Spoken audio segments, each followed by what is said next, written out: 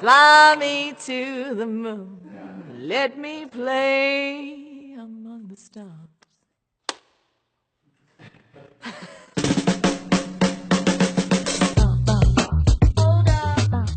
Hey, it's Marie Forleo, and you are watching Marie TV, the place to be if you want to create a business and life you love. And this is Q&A Tuesday.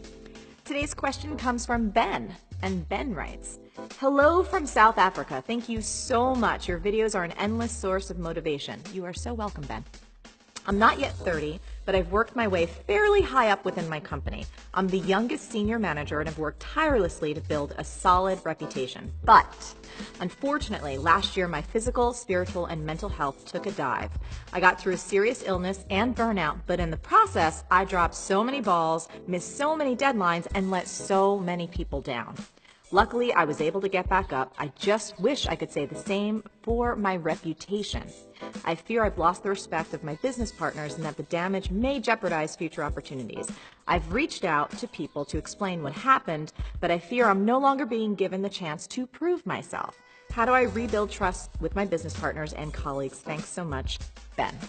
Ben. Great question. You've got to know every human being on earth makes mistakes. However, it is possible to make a comeback. Now, I know you've said you've explained your behavior, but I'm curious, did you do it in the most effective way? If I were you, here's what I'd do.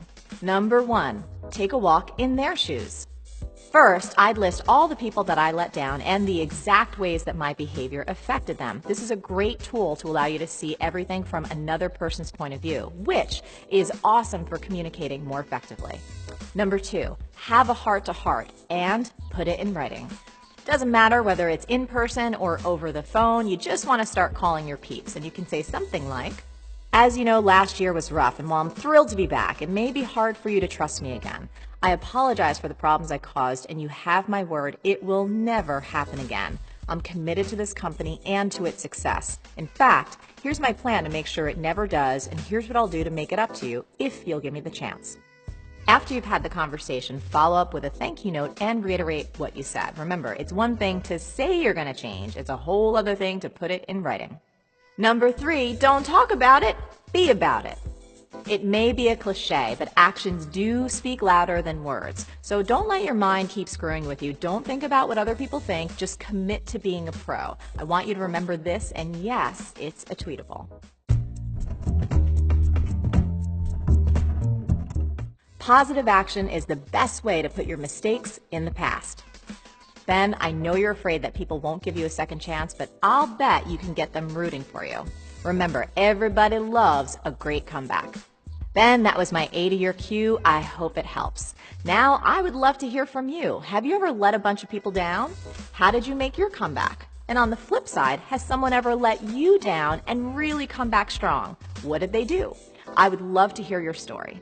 As always, the best discussions happen after the episode over at marieforleo.com, so go there and leave a comment now.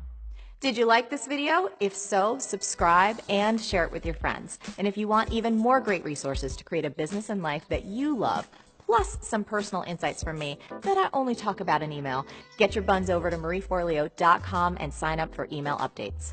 Stay on your game and keep going for your dreams, because the world needs that special gift that only you have. Thank you so much for watching, and I'll see you next time on Marie TV. It's a G-string on my hand. Stick it in the fridge. Girl, stick it in the fridge. You can use a little bit of oil as long as I don't look like a greasy mambo Italiano. Oh.